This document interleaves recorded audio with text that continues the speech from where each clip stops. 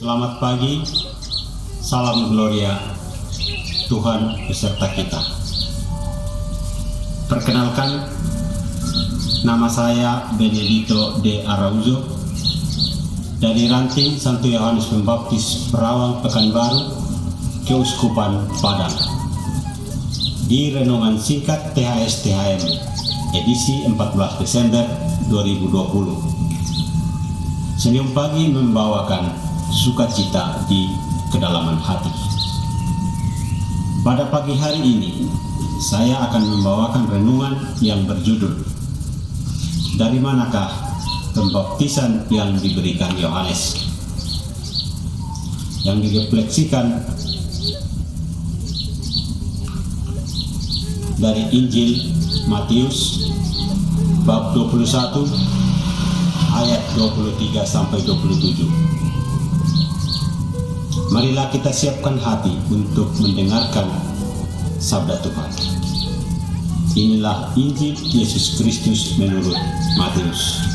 Dimuliakanlah Tuhan. Pada suatu hari, Yesus masuk ke bait Allah. Ketika ia sedang mengajar, datanglah imam-imam kepala dan pemuka-pemuka bangsa Yahudi kepadanya. Mereka bertanya, "Dengan kuasa manakah engkau melakukan hal-hal itu? Dan siapakah yang memberikan kuasa itu kepadamu?"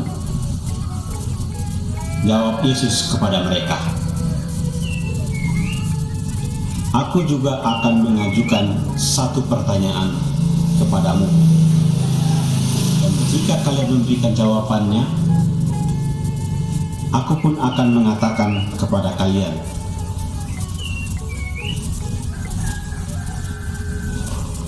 dengan kuasa manakah aku melakukan hal-hal itu?" Nah, dari manakah pembaptisan yang diberikan Yohanes?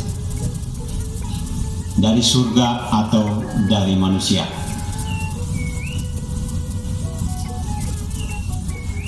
Lalu mereka berunding satu sama lain, "Jika kita katakan dari surga, ia akan berkata kepada kita, 'Kalau begitu, mengapa kalian tidak percaya kepadanya?'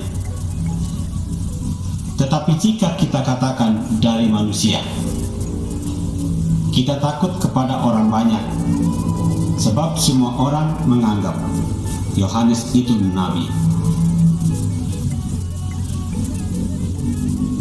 Lalu mereka menjawab, "Kami tidak tahu."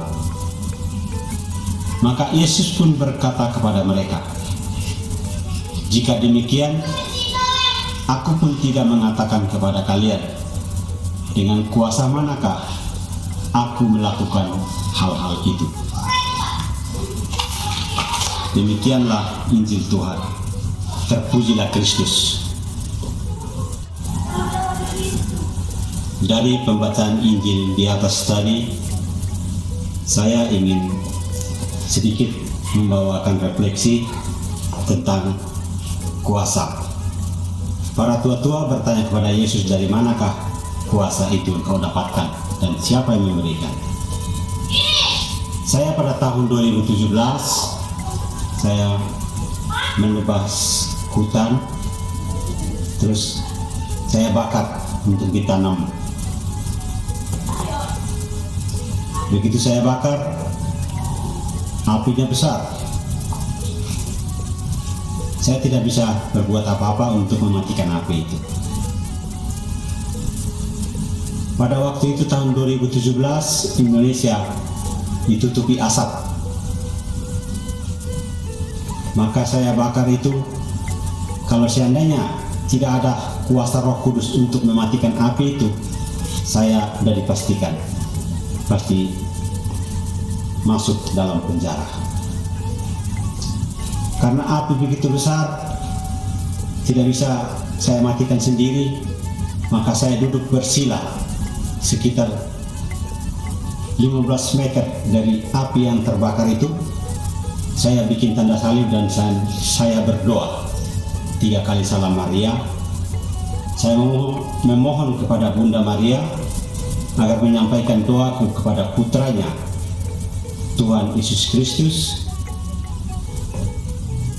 untuk membantu saya agar api bisa mati. Namun kenyataannya memang betul. Setelah saya selesai berdoa 3 kali Salam Maria, saya bikin doa tanda salib. Api itu bagaikan disirami air hujan, langsung mati total. Nah, saudara-saudara THSTHM di Indonesia, seperti tadi ditanyakan para tua-tua kepada Yesus, dari manakah kuasa itu? Begitu juga saya waktu di kebun 2017, saya mendapatkan kuasa karena berkat saya percaya pada Tuhan lewat Bunda Maria. Kuasa itu datang, api yang begitu besar tiba-tiba mati.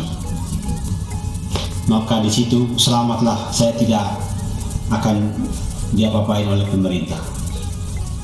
Kalau api tidak mati, saya pasti ditangkap polisi karena menyebabkan bertambahnya asap. Karena pada saat itu 2017 Indonesia ditutupi asap. Maka dari itu, saudara-saudariku THSTHM di seluruh Indonesia,